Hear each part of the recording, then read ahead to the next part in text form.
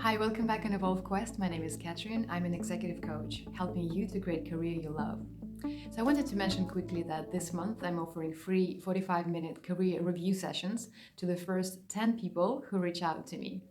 So if you would like to get a fresh perspective on your experience and market worth, as well as to brainstorm inspiring career options going forward, email me to book your spot soon at katrin@evolvequest.coach. I often get this vision that if every person in the world would focus on doing what they naturally do best and that they enjoy, the world would run like a Swiss clockwork, without no unhappy people at work, with all products and services just functioning perfectly. It happens too often that we choose a role in a company or a career for a wrong reason. So, for example, for prestige, for more attractive package, or even social pressure from family and friends. So basically doing what we think we should do versus doing what we'd love to do. I come across a lot of clients in mid-career who are reasonably successful and yet they feel frustrated with their progress compared to their peers. And often at the same time feeling disinterested and disengaged at work. So what happens is during the coaching process, it usually appears that they're not fully playing to their strengths. So we'll have a set of natural aptitudes that make it easier for us to perform certain functions at work and also enjoy it along the way. This really blows my mind. I coach as many people who love filling out Excel spreadsheets as people who hate this task and would rather spend time meeting clients all day. So when you are in your element at work, work feels more like play. You get acknowledged for your work more often, and also you progress through the ranks with more ease. Even more so, you feel energized by most tasks and you get satisfaction from what you do. So here's a quick test to know if you are playing to your strengths at work, is to take time to notice whether the majority of your daily tasks leave you feeling energized or drained. A quick disclaimer, it is best to try it on a quieter week at work and when you've had enough sleep. So here are 3 ideas that will help you to bring more awareness to your strengths, so things you want to do more of, and its inevitable opposing weaknesses, so tasks that you may want to delegate in the long run. So step number 1, figure out your long-term career vision. So think about the future, 10, 20, 30 years from now. What do you envision yourself do? Do you feel drawn to becoming a specialist on a certain topic? Or do you envision yourself in the executive office of your firm? Or do you see yourself maybe running your own business one day? If this is your long-term goal, which next job progression takes you in this direction?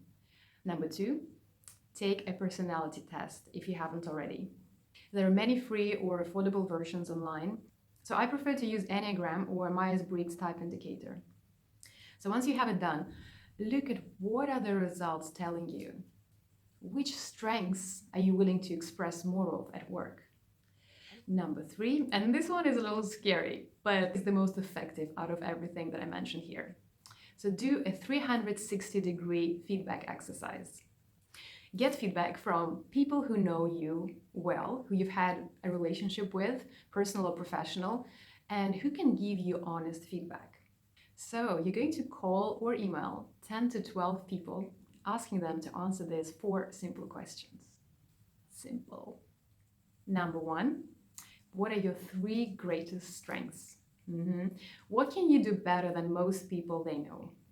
Number 2, what are your 3 greatest weaknesses? So what kind of tasks are definitely not for you? Number 3, who would they gladly recommend you as to their friends or business partners? As a specialist in which topic? Number 4, what do they envision for your future career progression? So if you hired them as your career mentor, what kind of advice would they give you? A few quick things to mention here. Do not call your parents or your current employees. They are biased. So call or email your current or former employers, business partners, close friends, and scary former relationship partners. So the more people you ask, the better. So whatever they say, do not argue in any way. Just listen and thank them.